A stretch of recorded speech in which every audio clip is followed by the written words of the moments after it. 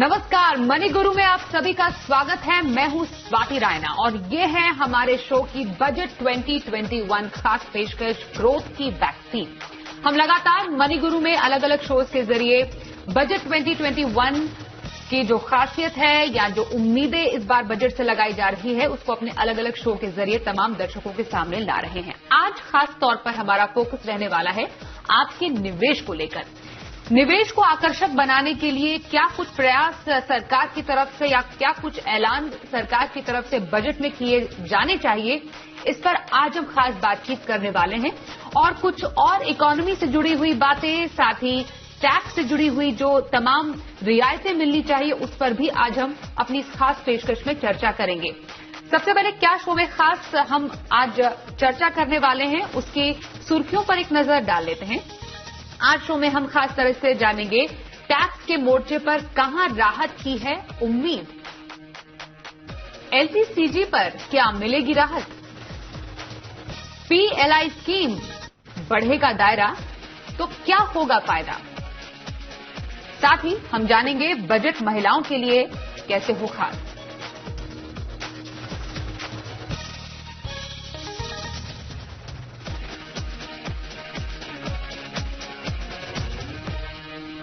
और हम आपको बता दें आज हमारे साथ जो खास मेहमान शो में शामिल हुए हैं उनका नाम है दीपक जसानी। ये हैं head retail research HDFC securities. Deepak, बहुत स्वागत है आपका मनी गुरु के आज के इस बजट 2021 शो में।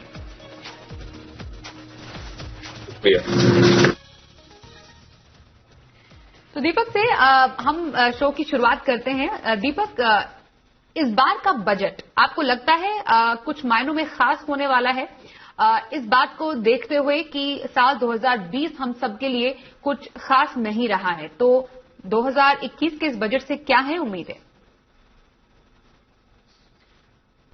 ये हर साल की तरह ये बार भी बजट से काफी उम्मीदें लगाए बैठे हैं लोग, कॉमन इन्वेस्टर हो या टैक्स पेयर हो, काफी उम्मीदें है। जैसे कि आपने बताया 2020 हम सबके लिए काफी निराशाजनक रहा है, तो सरकार ये बजट से हमें किस तरह से राहत दे सकती है, इसकी आशा लेके बैठे हैं। फाइनेंस मिनिस्टर ने भी कहा है कि 100 साल में एक ही होगा, वैसे बजट हम बनाने की कोशिश कर रहे हैं। और ये कोविड का इम्पैक्ट को भी मद्देनजर रखते हुए क्या रियायतें या क्या रिलीफ्स ये बजट ला सकती है, ये ध्यान लोगों का रहेगा। नाउ खास करके हर साल में हम देखते हैं कि लोगों का जो एक्सपेक्टेशन है वो टैक्स रिलीफ के ऊपर और इन्वेस्टमेंट के एवेन्यूज के ऊपर बना रहता है। तो वेदर टैक्स के जो आउटगो है उसमें कुछ कटौती होने की उम्मीद है कि नहीं है, और दूसरी तरफ इन्वेस्टमेंट एवेन्यूज टैक्स के जो आउटगो है उसमें कुछ कटौती होने की उम्मीद है कि नहीं है, और दूसरी तरफ इन्वेस्टमेंट एवेन्यूज है उसमें कुछ बड़ा होने की उम्मीद है कि नहीं। ये दो मुद्दे हैं टैक्स पेयर के लिए जो खास अहमियत रखते हैं। नाउ लास्ट ईयर हमने देखा कि न्यू टैक्स रेजिम इंट्रोड्यूस किया गया है, तो जो दो टैक्स रेट्स दिए गए हैं, एक low tax rate without any deductions और दूसरा normal tax rate with deductions. तो आगे जाके अभी टैक्स स्ट्रक्चर में काफी बदलाव आने की उम्मीद बहुत कम है, बट फिर भी लोगों को आशा है, उम्मीद है कि थोड़ा सा टैक्स से रिलेटेड राहत मिलनी चाहिए लोगों को। ओके, तो जैसा दीपक आप बता रहे हैं कि बजट, जैसा वित्त मंत्री निर्मला सीतारमण ने भी कहा था कि पैंडेमिक के बाद का या यूं कहे 100 साल में सबसे एक अभूतपूर्व बजट हम इस बार बजट 2021 देखेंगे, लेकिन हमें चाहिए ग्रोथ की वैक्सीन।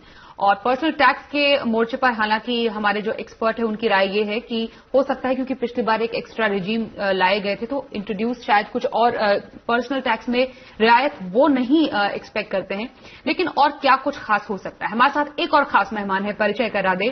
पुनीता कुमार सिन्हा है हमारे साथ, चेयरपर्सन इनक्रेड एएमसी। पुनीता, आपका बहुत स्वागत है मनी गुरु की बजट 2021 की स्पेशल पेशकश में। Thank you. पुनीता, हम यही समझने की कोशिश कर रहे हैं कि बजट 2021 सबसे ज्यादा इतना इम्पोर्टेंट क्यों माना जा रहा है? खुद जब निर्मला सीतारमण जी कहती हैं कि 100 साल में ऐसा बजट आप नहीं देखेंगे, तो इस बार के बजट की इम्पोर्टेंस आपके लिए क्या है? आई गेस एक्सपेक्टेशंस तो एफएम ने काफी बढ़ा दी हैं कि ये बजट बहुत ही अच्छा होगा और ये बजट 100 साल में पहली बार इतना अच्छा होगा, तो इससे काफी उम्मीद बढ़ चुकी है। मेरे ख्याल से अगर हम बाकी देशों का एक्सपीरियंस देखें तो फिस्कल स्टिमुलस जो बाकी देशों में दिया गया है वो इंडिया से कहीं ज्यादा दिया गया है। तो इंडिया में जो फिस्कल स्टिमुलस है उस पे मुझे लगता है और ध्यान दिया जाएगा, और जो फिस्कल कंसोलिडेशन जो कि रोड मैप है पहले से जो चल रहा है उस पे शायद इतनी सख्ती नहीं करी जाएगी, और स्टिमुलस के द्वारा इकोनॉमी को स्टिमुलेट किया जाएगा। तो वो ग्रोथ ओरिएंटेड ही बजट होगा ये, और कई डिफरेंट तरीके हैं जिससे कि इकोनॉमी को स्टिमुलेट कर सकते हैं। तो बजट में मुझे लगता है कई सेक्टर्स को राहत मिलेगी। तो किन सेक्टर्स की हम यहाँ पर बात कर रहे हैं? पुनीता से भी हम बातचीत करना जारी रखेंगे, लेकिन दीपक जसानी हमारे साथ हैं एचडीएफसी सिक्योरिटीज से ही। दीपक, जैसा पुनीता कह रही है कि इस बार इकोनॉमिक ग्रोथ को आगे बढ़ावा देने के लिए, उसको ड्राइव करने के लिए और भी ज्यादा ग्रोथ वैक्सीन, जैसा हमने नाम भी रखा है शो का, अपने सीरीज का, वो बजट में हमें देखने को मिल सकता है। स्पेसिफिकली अगर हम फोकस की बात करें, वो कहां पर हो सकता है इस बार वित्त मंत्री का, और साथ ही चैलेंजेस कहां पर अभी सरकार फेस कर रही है? पहले हम चैलेंजेस की बात करेंगे। सरकार ने अभी तक फिस्कल प्रूडेंस या फिस्कल कंजर्वेटिज्म को फॉलो किया है। बाकी देशों ने काफी बड़ा स्टिमुलस दिया है, जैसे पुनीता जी ने कहा, लेकिन हमारा स्टिमुलस काफी लिमिटेड रहा है। लेकिन अब हमें पता चल रहा है कि इसके कारण हमारा जो इंटरेस्ट रेट या इन्फ्लेशन है वो काफी कंट्रोल में रहा है। लेकिन दूसरी तरह ये देखेंगे कि गवर्नमेंट को फिस्कल डेफिसिट काफी ओवरशूट नहीं करेंगे, उनका जो पास्ट ट्रैक रिकॉर्ड है वो देखते हुए। सो स्पेंडिंग को तो बढ़ाना ही है, कंज्यूमर स्पेंडिंग कहिए या कैपेक्स स्पेंडिंग को स्पर करना है, किक स्टार्ट करना है, उसके लिए स्पेंडिंग करना होगा। सोशल सेक्टर में मनरेगा जैसी स्कीमें है, एजुकेशन है, हेल्थ स्पेंड है, ये सारे स्पेंडिंग करना होगा, लेकिन एक अच्छे बैलेंस करना पड़ेगा बिटवीन स्पेंडिंग एंड रेवेन्यू। सो ये ध्यान रख के उनको करना पड़ेगा। इंफ्रास्ट्रक्चर पे फोकस रहेगा, इंफ्रास्ट्रक्चर स्पेंडिंग पे। इंफ्रास्ट्रक्चर की काफी अनाउंसमेंट अभी तक हो चुकी है, लेकिन जो ग्राउंड लेवल पे इम्प्लीमेंटेशन है उस पर ज्यादा फोकस करने की जरूरत है। तो कुछ ऐसे सेक्टर्स हैं जहां पर सबसे ज्यादा फोकस की उम्मीद हम लगाए बैठे हैं इस बार के बजट से। पुनीता, एक बजट विश लिस्ट होती है हर किसी की, इंडस्ट्री की बजट विश लिस्ट, कॉर्पोरेट्स की बजट लिस्ट हमने समझी, आम आदमी की बजट लिस्ट हम जानना चाहते हैं। तो आपकी तरफ से हम जानना चाहते हैं कि इस बार बजट 2021 की आपकी विश लिस्ट क्या है? देखिए, मैं कई सारे कंपनी के बोर्ड्स पे हूँ, तो डिफरेंट सेक्टर्स हैं जिनकी अपनी अपनी अलग विश लिस्ट है। तो मैं अपने जो कंपनीज हैं जिनके बोर्ड्स पे हूँ, कोई मैन्युफैक्चरिंग में है तो कोई फार्मास्यूटिकल में है, तो ऐसे सबके अपने जो है अपने अपने जो है विश लिस्ट हैं। तो मैं कुछ विश लिस्ट जो है वो मैं आपको हाईलाइट करके बताती हूँ। एक तो जो R&D एक्सपेंडिचर है, कंपनीज चाहती हैं कि वो जो R&D एक्सपेंडिचर है उसको टैक्स रिलीफ दिया जाए, ताकि कंट्री में इनोवेशन पर ज्यादा इन्वेस्टमेंट हो। एंड ये कई सारे सेक्टर्स में ये एक विश लिस्ट है कि R&D को टैक्स एग्जेम्पशन ज्यादा मिलनी चाहिए। दूसरा तो सभी लोग चाह रहे हैं, जैसे दीपक जी ने भी बोला, कि इंफ्रास्ट्रक्चर पर काफी एक्सपेंडिचर होना चाहिए, और उसके साथ साथ जो कि PLI है उसमें थोड़ा मैन्युफैक्चरिंग के लिए, आत्मनिर्भर भारत के लिए उसका बजट बढ़ाना चाहिए, ताकि जो कंपनीज मैन्युफैक्चरिंग में हैं वो और इन्वेस्ट करें और उनको कुछ रिलीफ मिले। तो ये भी एक विश लिस्ट कई कंपनीज में है। जो ऑटोमोबाइल सेक्टर है वो चाह रहे हैं कि स्क्रैपेज पॉलिसी एक तरह से उसका फ्रेमवर्क बनाया जाए, और वो स्क्रैपेज पॉलिसी अगर अच्छे से होगी तो उससे कई सारे पुरानी कार्स जो हैं वो स्क्रैप में जा सकती हैं और न्यू कार प्रोडक्शन को इंसेंटिव मिलेगा और न्यू कार्स आएंगी और कंज्यूमर स्पेंडिंग होगी, तो उससे एक तरह से ग्रोथ होगी। और ऑफ कोर्स फाइनेंशियल मार्केट्स के अपने डिमांड्स हैं, जो कि AIFs हैं, वो लोग चाह रहे हैं कि कैट 3 AIF जो है उसमें पास थ्रू एग्जेम्पशन मिलना चाहिए, जैसे कि म्यूचुअल फंड्स में मिलता है इन्वेस्टर्स को। तो ये कई सारे मैंने आपको बताई हैं विश लिस्ट डिफरेंट सेक्टर्स से, और भी बहुत लोगों की डिमांड्स हैं। तो डिमांड्स की तो कोई कमी नहीं रहेगी हमेशा, और यही तो चैलेंज है वित्त मंत्री को, ये सब बैलेंस करने का। एब्सोल्युटली। और चैलेंजेस तो हमेशा, जैसा पुनीता आपने बोला राइटली, कि हमेशा रहते हैं हर किसी वित्त मंत्री के सामने, लेकिन इस बार क्योंकि चुनौती पैंडेमिक से भी जुड़ी हुई रही है, रोजगार जिसमें सबसे इंपॉर्टेंट है, और PLI स्कीम का क्योंकि आपने जिक्र किया पुनीता, एक रिएक्शन में दीपक आपसे भी लेना चाहूंगी। 2020 में PLI स्कीम के तहत 10 सेक्टर्स शामिल किए गए थे, और ये भी एक बहुत बड़ा चैलेंज है सरकार के लिए कि कोविड के टाइम पर भी एक एडिशनल जो एक चुनौती आई कि रोजगार लोगों के गए, उसको भी एक बार फिर से रिवाइव करने के लिए PLI स्कीम आपको लगता है अगले आने वाले टाइम में ज्यादा बूस्ट दे सकती है मैन्युफैक्चरिंग सेक्टर को, और नौकरी को बढ़ावा देने में इसमें कारगर साबित होगी? जॉब्स ग्रो करना एक अहम जरूरत है गवर्नमेंट के लिए, अपनी सोसाइटी के लिए।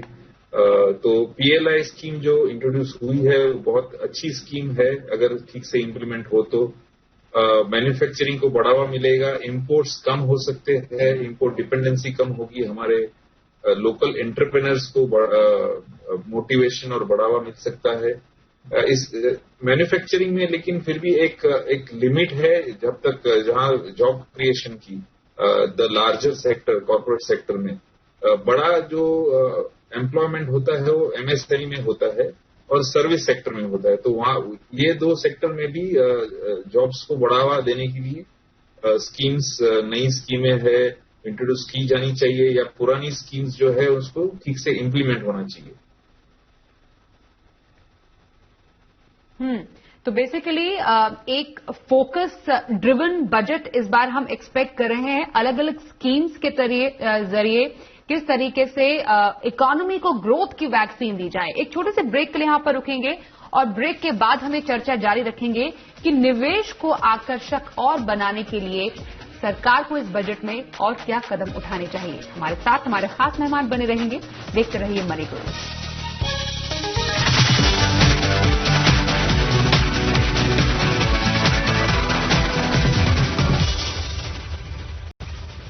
मनी गुरु की हम बजट 2021 खास पेशकश आज देख रहे हैं। निवेश को चाहिए बूस्टर डोज, और इसके तहत हमारे साथ दो बेहद ही खास मेहमान हैं। पुनीता कुमार सिन्हा, चेयरपर्सन इनक्रेड AMC, और साथ ही Deepak Jasani, head retail research HDFC securities. निवेश कैसे आकर्षक बने और ये समझना जरूरी है। पुनीता, हमारे जो इन्वेस्टमेंट्स हैं उसको लेकर सरकार को क्या कदम उठाने चाहिए? LTCG की जब हम बात करते हैं, या म्यूचुअल फंड में टैक्सेशन का जैसे आपने कुछ देर पहले जिक्र किया, तो ऐसे कदम क्या उठाए जाए सरकार की तरफ से कि लोगों को निवेश करने में और ज्यादा आसानी हो?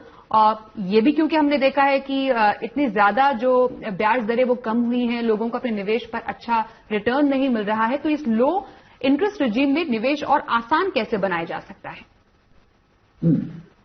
पहले तो मैं टैक्स की बात करूंगी। जैसे आपने बोला कि क्या टैक्स कम किया जाए।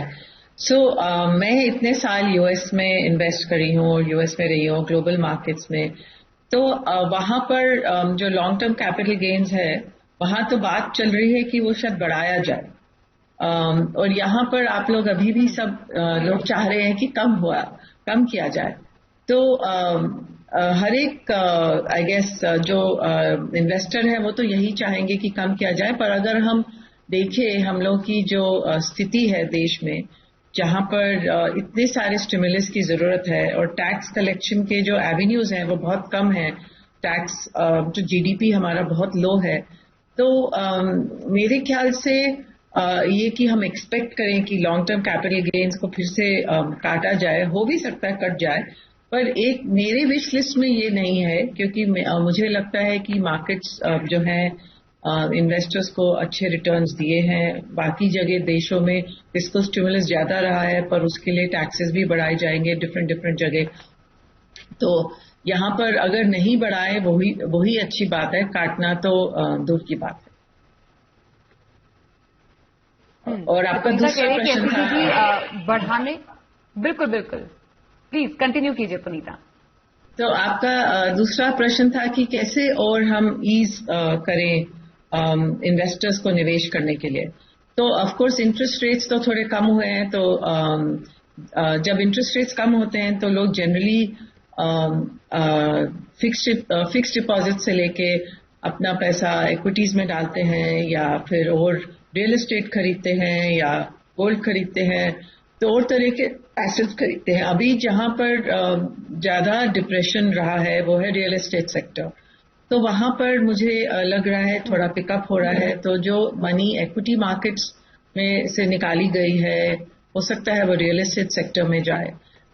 इक्विटी मार्केट्स इंडिया में जो है म्यूचुअल फंड्स हैं या AIFs हैं, हम लोग की रेगुलेशंस एंड पेपर वर्क थोड़ा ज्यादा कॉम्प्लेक्स है कंपेयर टू अदर कंट्रीज, और यहाँ पर मिनिमम्स भी जैसे कि AIFs वगैरह में PMS में बढ़ाए गए हैं, और म्यूचुअल फंड में भी रेगुलेशन थोड़ी टाइट की गई हैं। तो उन रेगुलेशंस में इतना टाइट अगर नहीं हम रखें और मिनिमम्स वगैरह को थोड़ा ईज करें, तो हो सकता है ज्यादा इन्वेस्टर्स आए मार्केट्स में। बट इन्वेस्टर्स तो इकोनॉमी को देखकर भी आते हैं, तो अगर इकोनॉमी ग्रो करेगी तो इन्वेस्टर्स अपने आप भी आएंगे। इनफैक्ट दीपक, जैसा पुनीता कह रही हैं कि डेफिनेटली निवेश को आकर्षक बनाने के लिए ट्रांसपेरेंसी की जरूरत है और पूरे इस प्रोसेस को ईज आउट करने की जरूरत है। पर मैं अगर टैक्स के ही इस पूरी कॉम्प्लेक्सिटीज पर आपसे सवाल जानूं कि आपकी जो विश लिस्ट है कि टैक्स पर किस तरीके की रियायत हो। हालांकि आपने ये क्लियर कर दिया था शुरुआत में ही कि क्योंकि पिछले साल एक नया टैक्स रिजीम आया था, तो शायद डायरेक्ट टैक्सेस में बहुत ज्यादा हम उम्मीद ना ही करें बदलाव हो, लेकिन और उसके अलावा टैक्सेशन स्ट्रक्चर में आपको क्या लगता है और कैसे बदलाव की जरूरत है? यहाँ पे मैं कुछ चीजें कहना चाहूंगा। एक तो कि जो रेगुलेटर है या गवर्नमेंट है, उनको पूरा इन्वेस्टिंग प्रोसेस है इन वेरियस इंस्ट्रूमेंट्स, उसको सिंपल और स्मूथ बनाना है। जरा भी उसमें थोड़ी सी भी अड़चन जितनी भी है वो निकाल देनी है। एक तो केवाईसी का जो कॉन्सेप्ट है, मल्टीपल केवाईसी करते हैं हम जहाँ जितनी भी बार इन्वेस्ट करते हैं, तो ये एक एग्जाम्पल है इसका। तो वो सिंप्लीफाई या स्मूथ करने की जरूरत है। इसके अलावा अलग अलग इंस्ट्रूमेंट्स में अलग अलग टैक्स इम्पैक्ट है, तो उसको भी अगर स्टैंडर्डाइज कर सकते हैं। म्यूचुअल फंड में करो तो कुछ अलग बेनिफिट्स है, लाइफ इंश्योरेंस में करो तो कुछ और बेनिफिट्स है। तो इसके कारण इन्वेस्टर्स काफी कंफ्यूज होते हैं कि हमें क्या करना चाहिए। कभी कभी मिसगाइड हो जाते हैं, मिस सेलिंग हो जाता है उन डिस्ट्रीब्यूटर्स की तरफ से कुछ। तो इससे बेहतर है कि डिफरेंट इंस्ट्रूमेंट्स है उसकी टैक्स इम्पैक्ट को स्टैंडर्डाइज करना चाहिए। नाउ जैसे पुनीता जी ने भी कहा कि टैक्स रेट में घटोतरी या LTCG को एबॉलिश करो, वो सब तो शायद पॉसिबल नहीं है। खाली एक ही हम उम्मीद कर सकते हैं कि Covid related fresh tax impose ना किए जाए, टैक्स या सरचार्ज। वैसे ही हम 42.74% हाईएस्ट टैक्स ब्रैकेट अभी है, तो उससे और बढ़ाने की नहीं बढ़े वही बेहतर रहेगा। वुमेन टैक्स पेयर के लिए कुछ स्पेशल प्रोविजंस किए जा सकते हैं, लाइफ इंश्योरेंस के लिए अलग से डिडक्शन उनके मिल सकता है। और LTCG री इंट्रोड्यूस हुआ है, लेकिन STT अभी भी रहा है, तो STT को या तो निकाल देना चाहिए या उसको रिबेट के फॉर्म में सेट ऑफ मिलना चाहिए और इंडेक्सेशन मिलना चाहिए LTCG के ऊपर। क्योंकि जब तक टैक्स नहीं था तब तक इंडेक्सेशन नहीं हो या एसटीटी लगे उसका कोई फर्क नहीं पड़ता था, बट एक बार री इंट्रोड्यूस हुआ है तो ये दो चीज को भी री इंट्रोड्यूस करनी चाहिए। एक आपने दीपक महिलाओं के लिए कुछ खास रियायतों की बात की। पुनीता, मैं आपसे ये समझना चाहती हूं, आप खुद एक बहुत ही सक्सेसफुल वुमेन एंटरप्रेन्योर हैं। हमारी जो वित्त मंत्री हैं वो महिला के तौर पर जब बजट पेश करेंगी तो महिलाओं के लिए उनके जो बजट के पिटारे में क्या कुछ खास होना चाहिए जिससे कि खास तौर पर जो महिला व्यवसायी हैं, एंटरप्रेन्योर्स हैं, उनके लिए राह काफी आसान हो पाए? कि कई देशों में एक ये देखा है मैंने कि विमेन एंटरप्रेन्योर्स को कुछ इंसेंटिव्स मिलते हैं। पहले तो जैसे कि हम लोगों का यहाँ पर एक स्टार्टअप इंडिया फंड अनाउंस हुआ है अभी कुछ ही समय पहले, उसमें अगर विमेन एंटरप्रेन्योर्स के लिए एक एलोकेशन रखा जाए कि इतना जैसे 20%, 30% जितना भी, कि ये सिर्फ women owned companies, women entrepreneurs को ही ये इन्वेस्टमेंट मिलेगा, तो उससे सब लोग विमेन एंटरप्रेन्योर्स खोजेंगे। अच्छे विमेन एंटरप्रेन्योर्स हैं पर उनको ये अट्रैक्टिव लगेगा कि विमेन एंटरप्रेन्योर्स के साथ इन्वेस्ट किया जाए। तो और अगर कोई इन्वेस्ट करे विमेन एंटरप्रेन्योर्स के साथ, उनको कुछ टैक्स रिलीफ दिया जा सकता है। दूसरी बात है, जो विमेन एंटरप्रेन्योर्स हैं, अगर वो कंपनीज फॉर्म करें तो उनको फाइलिंग चार्जेस, रजिस्ट्रेशन चार्जेस, ये सब अगर उनको उनके लिए कम किया जाए, जैसे कि प्रॉपर्टी में किया गया है। जैसे प्रॉपर्टी अगर कोई विमेन के नाम पे हो तो I think stamp duty women के की कम होती है मेन से। तो विमेन एंटरप्रेन्योर्स के लिए भी ऐसा कुछ डिफरेंशियल टैक्स रेट अगर किया जाए तो फिर कई लोग अगेन विमेन ओनरशिप को इनकरेज करेंगे और फैमिलीज में भी विमेन की जो ओनरशिप है वो बढ़ाई जाएगी। तो इस तरह से धीरे धीरे विमेन एंटरप्रेन्योरशिप, विमेन एंटरप्रेन्योर्स को एक सपोर्ट मिलेगा, फंडिंग मिलेगी, इन्वेस्टमेंट मिलेगी और टैक्स रिलीफ हो सकता है भी साथ साथ मिलेगा। जी, तो कुल मिलाकर जो हमारे दो एक्सपर्ट्स हैं उनसे हमें यही पता चलता है कि हर एक सेक्टर में कुछ ना कुछ बूस्ट देने की जरूरत है, हर वर्ग को कुछ ना कुछ ऐसा देने की जरूरत है जिससे कि हमारी पूरी इकोनॉमी को ग्रोथ की वैक्सीन मिल सके। और जो थोड़ा बहुत हमने एक सुस्ती देखी थी इकोनॉमी में पैंडेमिक की वजह से, वो एक बार फिर से पूरी रफ्तार से पटरी पर हमारी इकोनॉमी आए और निवेश करना और भी आसान हो। हमारे साथ इस खास चर्चा में शामिल होने के लिए पुनीता कुमार सिन्हा और दीपक जसानी, आप दोनों का ही बहुत शुक्रिया मनी गुरु में शामिल होने के लिए।